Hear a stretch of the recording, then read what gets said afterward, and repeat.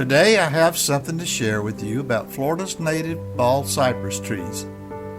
These trees can live to be hundreds of years old and are commonly found in wetland areas. One cypress, named the Senator, lived to be approximately 3,500 years old until it was destroyed by fire in 2012. Think about it, that tree sprouted 14 or 1,500 years before Christ was born. It was one of the sixth oldest living trees on Earth and was the largest known bald cypress in the world at that time. Early in the 20th century, logging companies came in and harvested most of the cypress for lumber. They were hauled out on small gauge rail or floated down the river. A small percentage of them sank to the bottom, but those logs are highly prized today.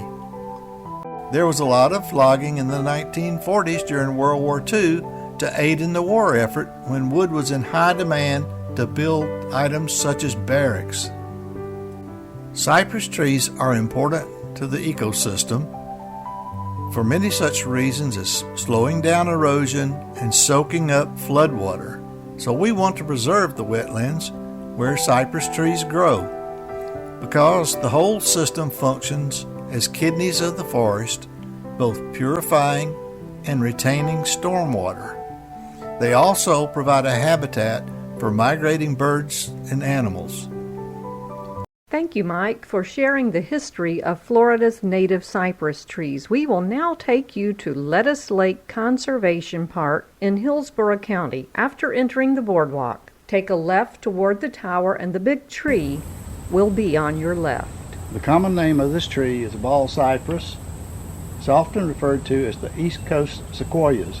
Bald cypress trees may grow up to 150 feet tall with trunks up to 12 feet across.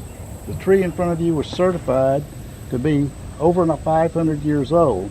Cypress trees are well adapted to waterlogged soils and have good roots that produce knees, which show above the water, ranging from a few inches to 6 feet tall. These knees aid in getting oxygen as well as providing structural support. Many cypress trees were logged out of Lettuce Lake, and those remaining were left because they were hollow. Well, if you wondered what Florida looked like 500 years ago, you're looking at it now. Next, we will go up to Pasco County, and we were actually searching for a large tree there that was not too hard to find. It was at the end of the boardwalk, and we were just in awe when we finally got in the presence of that tree. Here you see that Mike is already swamped by the tall cypresses.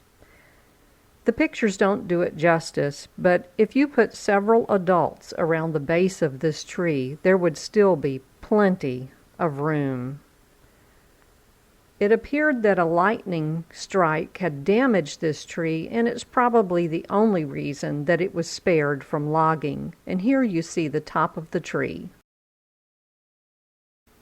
Now, the last tree that we will show you today is down in Fort Myers, Florida, at 6 Mile Cypress Slough Preserve.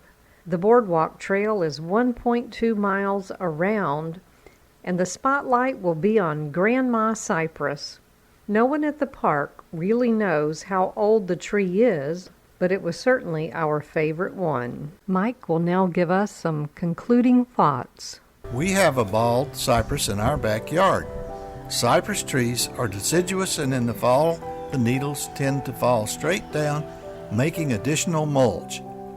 It produces cones that are about the size of a gumball, which contain seeds for future trees. One last note on the cypress trees: they are able to live a long time due to the cypressine oil produced inside the heart of the tree that helps them resist termites, disease, and rotting. Now that you know about the bald cypress, hopefully you will get out and enjoy seeing them, especially the ancient giants. Don't be surprised if you feel a sense of awe. After all, compared to our time on Earth, standing next to a tree that has lived for hundreds of years can be quite humbling.